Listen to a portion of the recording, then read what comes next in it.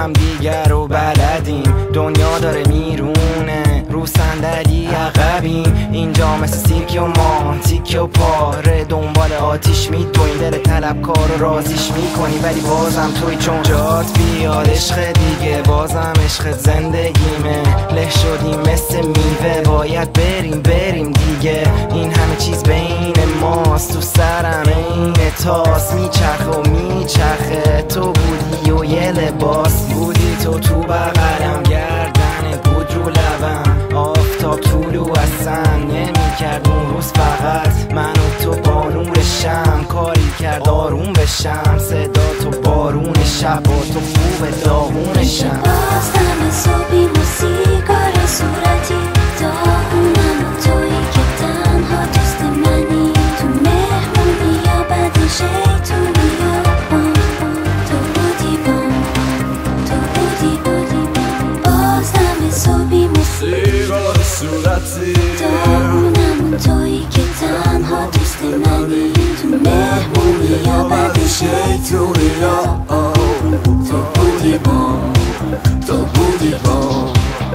صبح زود صبح بخیر به زور و خمیازه، برگا ریختن و بیریخ شدم تو فصلی تازه. موندی من و تو یه بطری آب که خوردی آروم، چش ریز پلکا خیز جلوم چه مردی آسون. میاد سفید بهت وردی بهش، پریدیم سمت ماه با دست باز و خوردیم بهش. من پیت تو کیت ماسه منی ساخته واسه همین معروفیم، پس ارد میدیم برامون بشکاف زمین. اینجا باز دم صبحی موسیقار صورتی داغونم و تویی که تنها دوست منی. تو مهمونی یا بعد شیطونی یا تو بودی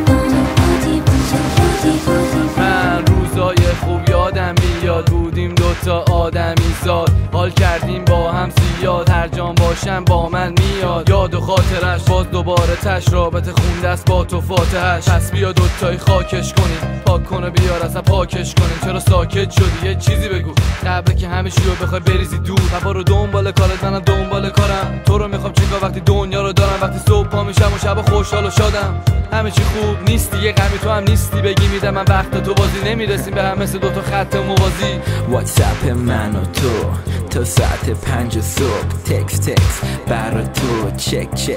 اما خب منم پسرم اینو بفهم که خرم، راه گول میخورم وقتی دوری ازم.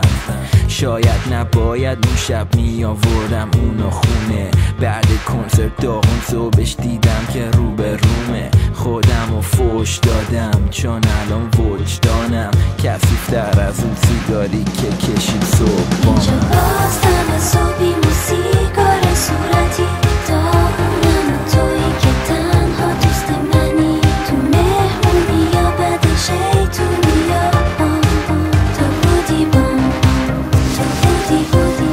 باز دم صبحی موسیقار صورتی داغونم و تویی که تنها دوست منی. تو مهمونی یا بعد شیطونی یا نمیخوام برم زوده این داستانمونه، با تو داغونم خوبه.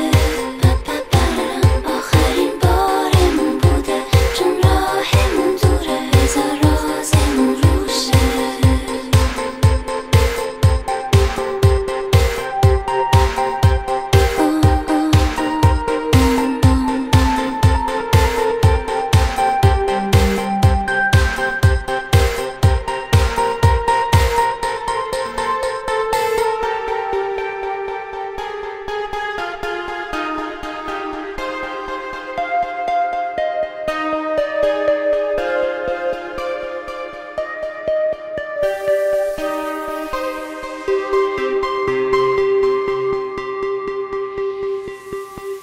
اینجا باز دم صبحی موسیقار صورتی